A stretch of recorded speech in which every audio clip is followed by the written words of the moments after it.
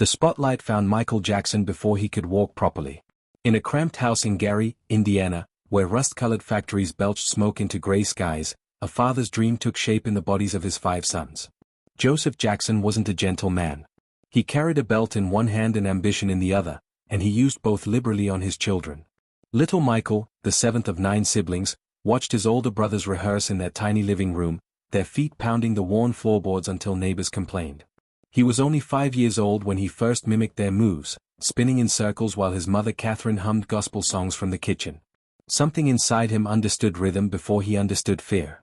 When Joseph finally let Michael join his brothers on stage, the world shifted on its axis. The child possessed something supernatural. His voice carried the ache of someone who had lived 100 lives, yet his eyes still sparkled with innocence. At talent shows across Indiana and Illinois, audiences fell silent when this small boy grabbed the microphone. He didn't just sing. He felt every word, every note, as if music was a language only he could truly speak. By 1969, the Jackson 5 had signed with Motown Records, and Michael, at age 11, stood before millions on television screens across America. Ed Sullivan, Dick Clark, every major variety show wanted the group, but they really wanted him. Success came fast and brutal. While other children played baseball and attended birthday parties, Michael rehearsed until his small feet bled in his shoes. Joseph watched every performance with eyes that never smiled, only calculated. A missed step meant punishment. A flat note meant hours of additional practice. The belt hung on the wall like a constant threat, a reminder that perfection wasn't optional.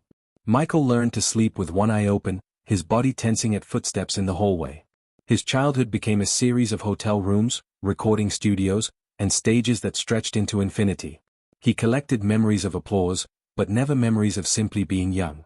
The other boys, Jackie, Tito, Jermaine, Marlon, they became his world. Together they navigated the shark-filled waters of the music industry, protecting each other when they could, competing when they had to. Michael loved them fiercely, but even then, he felt different. While they joked between takes, he studied James Brown's footwork on grainy television footage. While they slept on the tour bus, he wrote melodies in notebooks that he hid under his pillow. The gift that made him special also isolated him. He could feel it even then, that invisible wall between himself and everyone else. Berry Gordy, the founder of Motown, saw Michael as a golden investment. The label packaged the Jackson 5 like a product, controlling their image, their sound, their every public move. They wanted the cute kid who sang ABC and I'll Be There. They didn't want the artist Michael was becoming, the one who questioned arrangements and suggested changes. At 13, he was already outgrowing the box they'd built for him. The tension simmered beneath choreographed smiles and matching outfits. By his 15th birthday, Michael Jackson had already lived more than most people experience in a lifetime. He'd performed for presidents and signed autographs until his hand cramped. He'd earned millions of dollars he wasn't allowed to spend. He'd been adored by crowds who knew his voice but not his name, who loved the performer but never saw the person. In quiet moments, usually late at night after another exhausting show, he'd look in the mirror and wonder who stared back. The face was his, but the life belonged to someone else.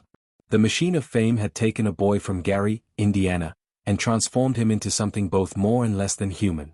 And this was only the beginning. The break from his brothers felt like tearing himself in half. Michael loved the Jackson 5, but by his late teens, he couldn't breathe within their constraints. He needed to evolve, to experiment, to become something the world had never seen before. In 1979, at 21 years old, he released Off the Wall, and the music industry tilted on its foundation. The album sold 10 million copies and produced 4 top 10 singles, yet Michael felt hollow inside. At the Grammy Awards, he watched as rock and pop albums swept the major categories while his work was relegated to R&B sections, as if his brilliance needed a racial qualifier to be understood. That rejection lit a fire in him that would never be extinguished. He retreated to the studio with producer Quincy Jones, a musical genius who recognized Michael's vision and had the technical skill to manifest it. They worked 18-hour days, recording hundreds of tracks, searching for perfection in every beat, every breath, every whispered ad-lib. Michael became obsessed with detail. He'd replay the same 4 bars 50 times, adjusting the hi-hat by a fraction, moving a backing vocal up a single octave. Quincy sometimes had to physically remove him from the mixing board at 3 in the morning, promising they'd return to it tomorrow. December 1982 changed human culture forever. Thriller hit stores like a seismic event. Within months, it dominated every radio format: pop, rock, R&B, dance, adult contemporary. The album demolished barriers that had kept black artists confined to specific charts and stations. MTV, which had basically refused to play videos by black artists, couldn't ignore Billie Jean. When they finally aired it, phone lines exploded with viewers demanding more. Then came Beat It, featuring Eddie Van Halen's guitar solo, a bridge between rock and pop that nobody had dared build before. The videos weren't just promotional tools. They were short films, complete with narratives, choreography, and production values that rivaled Hollywood. The Thriller video itself became a cultural phenomenon that transcended music. 14 minutes long, directed by John Landis, featuring elaborate zombie choreography and makeup effects, it aired like a movie event. Michael transformed into a werewolf, then a zombie, leading the undead in synchronized dance. Kids memeized every move. The red leather jacket became iconic. The video cost $500,000 to produce, an insane amount at the time, but it proved that music videos could be art. Michael had created a new medium, and he reigned as its undisputed king. By 1984, Michael Jackson existed in a category of fame previously unknown to human civilization. Thriller sold over 40 million copies worldwide. He won 8 Grammy Awards in a single night, a record that still stands. The Victory Tour with his brothers grossed over $75 million. When he walked through airports, thousands of people crushed barriers trying to touch him. Security teams surrounded him like he was a head of state. In Japan, fans threw themselves at his car. In England, they camped outside his hotel for days. He couldn't go anywhere, do anything, be anyone without the world watching. But the attention came with a price that accumulated interest daily. Tabloids invented stories when reality wasn't sensational enough. They called him Wacko Jacko, a nickname he despised, claiming he slept in a hyperbaric oxygen chamber and tried to buy the Elephant Man's bones. Some stories held grains of truth. He did own a pet chimpanzee named Bubbles, he did build an elaborate estate called Neverland Ranch, but the media twisted everything into circus freaks how material. Michael retreated further into his private world, building walls both literal and metaphorical between himself and humanity. His appearance began changing noticeably. The nose became thinner through multiple surgeries. His skin lightened, which he'd later attribute to vitiligo, an autoimmune condition. Whether the changes were medical necessity, personal choice, or psychological manifestation of deeper trauma, the world judged him mercilessly. Comedians built entire acts around mocking his transformation. Late-night shows featured sketches portraying him as a grotesque figure. The same industry that had crowned him king now took pleasure in his perceived strangeness. He gave interview after interview trying to explain, to make people understand, but his words were edited into sound bites that made him seem delusional. Success, he discovered, was the loneliest achievement in the world. He could fill stadiums with screaming fans, but couldn't have dinner at a restaurant without causing riots. He could call any celebrity in the world, but wondered if they liked Michael or just wanted proximity to his fame. Trust became impossible. Business associates stole from him. Family members sued him. Supposed friends sold stories to tabloids. The little boy from Gary who just wanted to dance and sing had become the most famous human being on the planet, trapped in a prison made of spotlights and camera flashes, where every gesture was analyzed and every word was weaponized. He stood at the peak of Mount Olympus, completely alone, and the climb down looked impossible. Michael poured his heart and $200 million into creating Neverland Ranch. Sprawling across 2,700 acres in Santa Barbara County, California, it was more than an estate. It was a manifestation of every childhood dream he'd never been allowed to have. He installed a full-scale amusement park with a Ferris wheel, carousel, roller coaster, and bumper cars. A private zoo housed giraffes, elephants, tigers, and orangutans. The main house contained 40 rooms, each more elaborate than the last, filled with toys, games, and movie screens. A railroad circled the property. Candy stations appeared every few hundred feet. It was Disneyland, the circus, and a wildlife preserve combined into one impossible fantasy. He opened Neverland to sick children, particularly those fighting cancer and terminal illnesses. Buses arrived weekly, carrying kids whose doctors had given them months to live. Michael greeted each child personally, learning their names, their stories, their favorite rides. He'd spend entire days with them, never rushing, never checking his watch, fully present in a way he rarely was with adults. They'd eat cotton candy and hot dogs, ride the attractions until sunset, watch movies in his private theater. For these children, Neverland represented escape from hospital rooms and chemotherapy treatments. For Michael, they represented the only humans who saw him without agenda or judgment. But the ranch also revealed his fundamental disconnect from reality. He surrounded himself with employees who functioned more like subjects in his kingdom.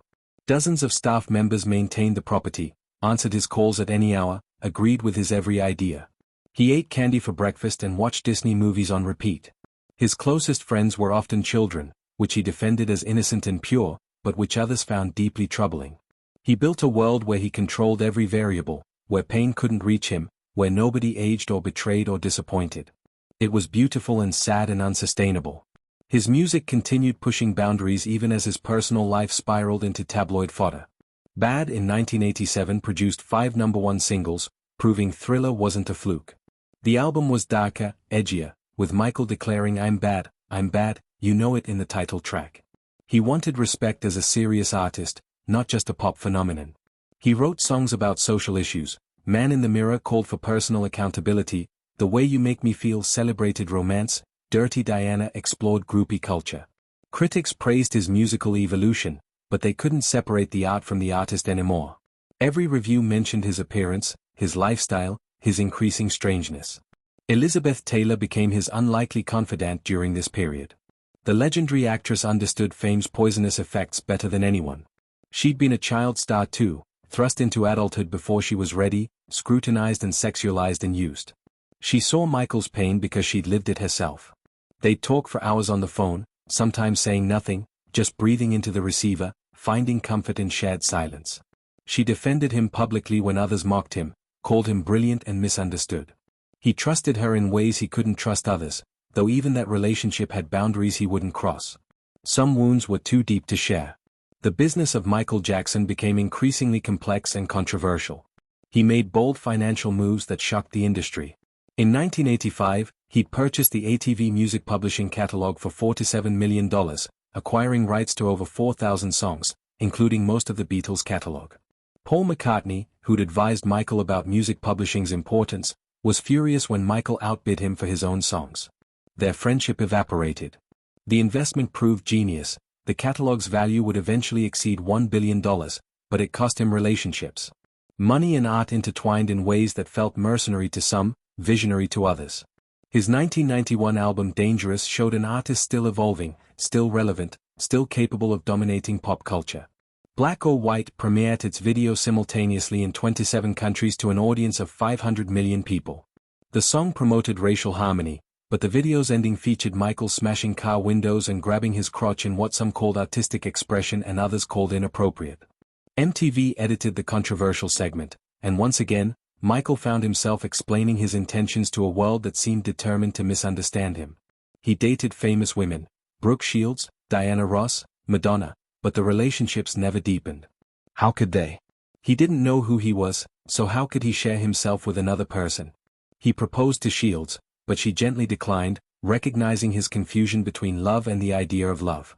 These women saw his vulnerability, his desperate need for connection, but they also saw the impossibility of normal relationship with someone who lived in a fantasy world. He wasn't looking for partnership. He was looking for rescue, and nobody could save him from himself. By his mid-30s, Michael Jackson had achieved everything a person could achieve. Multiple diamond albums, record-breaking tours, Grammy awards stacked like cordwood, an influence on culture that would outlast his lifetime. Yet he roamed the halls of Neverland at 3 a.m, unable to sleep, unable to turn off the voices in his head telling him he wasn't good enough, wasn't normal enough, wasn't loved enough. He'd built a fortress against the world, but the walls kept him prisoner as much as they kept others out. The little boy who just wanted to sing and dance had become a legend, but legends aren't allowed to be human, and the humanity trapped inside him was screaming for release. The accusations arrived like a nuclear bomb in August 1993.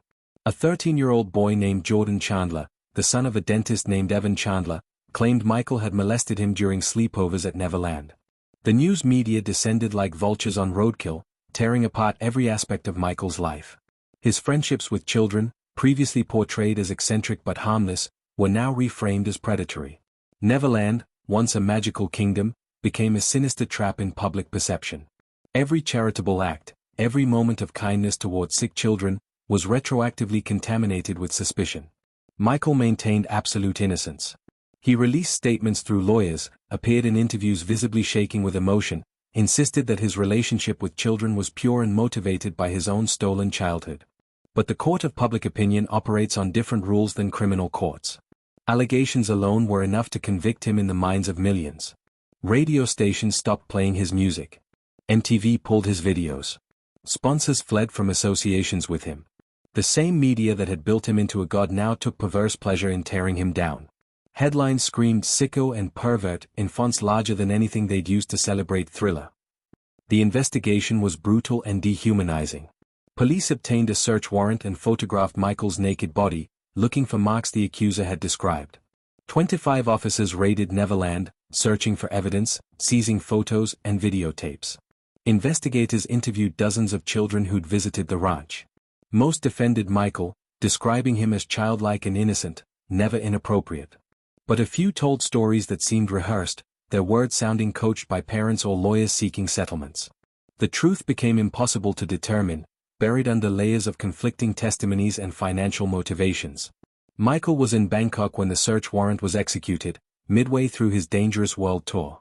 The shows continued, but he was collapsing backstage, unable to eat, addicted to painkillers he'd been prescribed after a scalp burn during a Pepsi commercial shoot years earlier. The addiction had grown quietly, hidden behind closed doors, enabled by doctors willing to write prescriptions for anything a celebrity requested. Now, under the crushing weight of accusations, his pill consumption spiraled out of control. Elizabeth Taylor intervened, arranging for him to enter rehab. The tour was cancelled. Headlines announced Michael Jackson, drug addict, to add another layer to his public humiliation. In January 1994, Michael settled with the Chandlers for $23 million. His lawyers advised that a settlement wasn't an admission of guilt, just a practical way to end the media circus and avoid a lengthy trial. But to the public, the settlement screamed guilt. Innocent people fight, they reasoned. Innocent people don't pay millions to make accusations disappear. The district attorney, Tom Snedon, continued investigating, clearly hoping to bring criminal charges, but without the accuser's cooperation after the civil settlement, the criminal case stalled. Michael was never charged, never convicted, but in the eyes of much of the world, he was guilty. 2 months after the settlement, Michael married Lisa Marie Presley, the daughter of Elvis, in a secret ceremony in the Dominican Republic. To cynics, the timing was obvious. He was trying to rehabilitate his image by marrying rock royalty, proving he was capable of normal adult relationships. But Lisa Marie insisted their connection was genuine, that she'd fallen for his vulnerability, his weirdness, his soul. They appeared together on MTV, kissed awkwardly on stage at the Video Music Awards, gave interviews declaring their love. Yet the marriage felt performative, two damaged children of fame trying to rescue each other from drowning. The relationship couldn't survive the weight of his trauma and her own demons. Lisa Marie wanted authenticity, but Michael only knew how to perform. She wanted a partner, but he needed a caretaker. When she suggested he stop sharing his bed with children, he reacted with hurt confusion, insisting she didn't understand his pure intentions. They divorced after 19 months, and Michael immediately retreated further into isolation. He tried Normal, and Normal had rejected him. Why keep pretending? His 1995 album History was a double disc, one side greatest hits, one side new material that functioned as his response to the accusations. The song They Don't Care About Us protested his persecution. Tabloid Junkie attacked the media. Childhood was a heartbreaking ballad explaining his lost innocence. Critics called it self-indulgent and paranoid, but fans heard a man fighting for his reputation.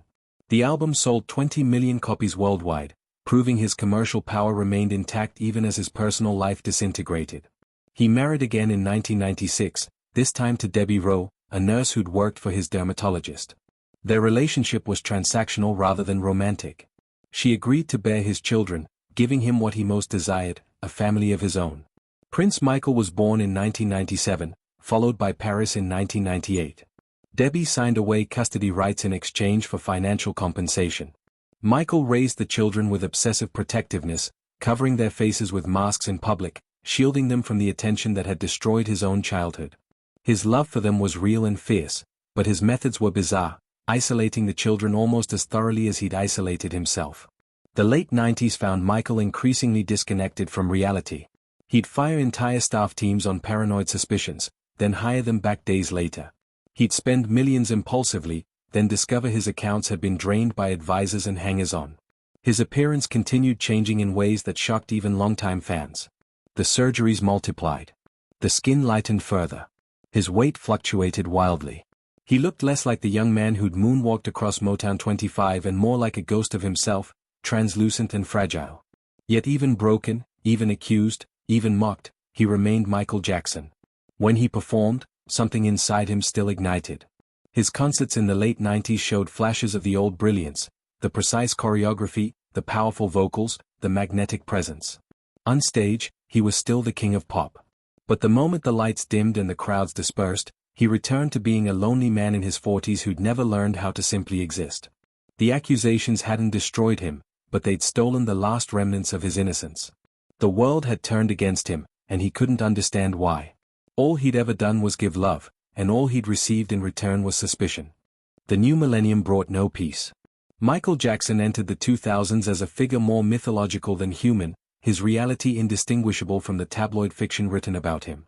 In 2001, he released Invincible, his final studio album. Despite impressive sales, the album was considered a commercial disappointment compared to his earlier work. He blamed Sony Music's president Tommy Mottola, calling him racist and displaying bizarre protest signs. The relationship with his record label crumbled. His business empire, despite the valuable music catalog, was hemorrhaging money from Netherlands' operating costs and his extravagant spending. Then came 2003, and the nightmare returned with devastating force. Martin Bashir, a British journalist, had gained Michael's trust and spent 8 months filming a documentary. When Living with Michael Jackson aired, it showed a deeply troubled man who held hands with a 13-year-old cancer survivor named Gavin Arvizo and admitted letting children sleep in his bed. Michael believed the documentary would show his gentle nature. Instead, Bashir's narration portrayed him as disturbed and potentially dangerous. The public reaction was immediate and savage. Within weeks, Gavin's mother made allegations to authorities. In November 2003, 70 police officers raided Neverland again, searching for evidence. Michael was in Las Vegas recording when he learned of the raid. He was arrested, handcuffed, and booked on multiple counts of child molestation. His mugshot, eyes hollow, expression dazed, became instantly iconic, a symbol of how far he'd fallen. The man who'd once been the world's biggest star now stood accused of the most heinous crimes imaginable. The trial began in January 2005 and lasted 5 brutal months. Every day, Michael arrived at the Santa Maria courthouse in different elaborate outfits, a white suit one day, a black armband the next, occasionally pajama bottoms when his back pain was unbearable. The media camped outside, broadcasting every detail to global audiences. Prosecutors painted him as a sophisticated predator who'd groomed children for abuse. The defense portrayed the Arvizo family as con artists seeking a payday. Witnesses contradicted each other. Evidence was circumstantial. The truth, as always with Michael, remained elusive. Former employees testified about strange behavior, Michael taking showers with boys, locked bedroom doors, alarm systems alerting him to approaching adults. But other witnesses, including Macaulay Culkin, testified that Michael had never been inappropriate with them, that the sleepovers were innocent. Character witnesses described Michael's generosity, his childlike nature, his genuine love for children in the purest sense. The jury faced an impossible task, determining truth when every fact could be interpreted 2 completely different ways. Michael's family attended daily, presenting unified support, but the strain showed on everyone's faces. His mother Catherine sat in the front row, rosary beads in hand, praying silently. His siblings took turns accompanying him, shielding him from the aggressive photographers who hunted him like prey. Michael himself seemed to exist in a fog, disconnected from the proceedings, as if his mind had retreated somewhere the ugliness couldn't reach. His health deteriorated visibly. He'd leave the courthouse and collapse into waiting cars, his frail body unable to sustain the constant assault. On June 13, 2005, after 32 hours of deliberation, the jury returned verdicts on all counts. Not guilty. Not guilty. Not guilty. 14 times, the words echoed through the courtroom. Michael collapsed, overwhelmed with relief. His family wept. Outside, fans who'd maintained vigil throughout the trial celebrated. But the victory was hollow. His reputation was permanently damaged. The trial had cost tens of millions in legal fees. Neverland, violated by the police searches, would never feel like home again. He'd been acquitted legally, but convicted culturally. After the trial, Michael essentially exiled himself.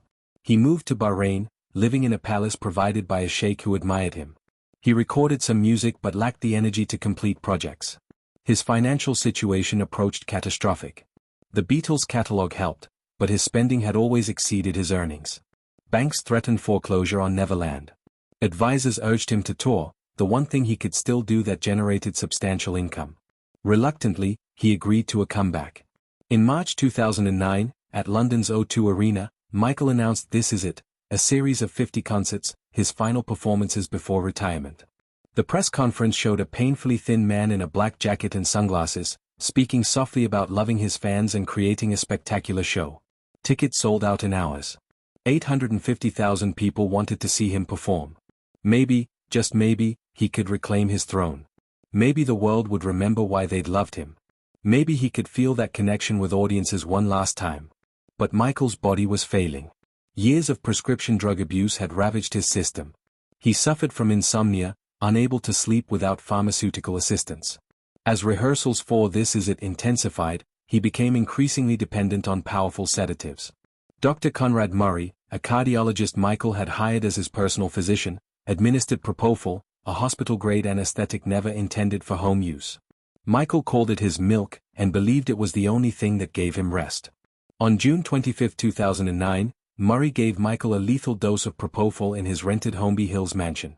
The doctor left the room to make phone calls. When he returned, Michael had stopped breathing. Paramedics arrived to find Murray performing inadequate CPR. They rushed Michael to UCLA Medical Center, but it was too late. At 2:26 p.m., 50-year-old Michael Jackson was pronounced dead. The world stopped. News channels interrupted regular programming. Websites crashed from traffic surges. In Los Angeles, fans gathered outside the hospital, holding candles, playing his music, weeping for a man they'd never met but felt they'd always known. Social media exploded with tributes and disbelief. Celebrities posted memories.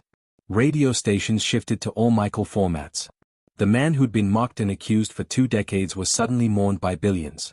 His memorial service at the Staples Center drew nearly 20,000 people and was watched by over 2 billion worldwide.